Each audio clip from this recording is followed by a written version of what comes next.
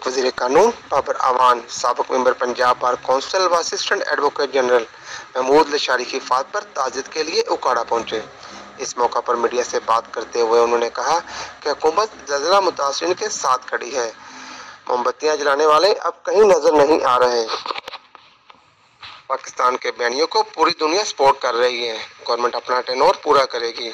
पाकिस्तान को इस वक्त सबसे बड़ा दरपेश मसला बॉर्डर का है।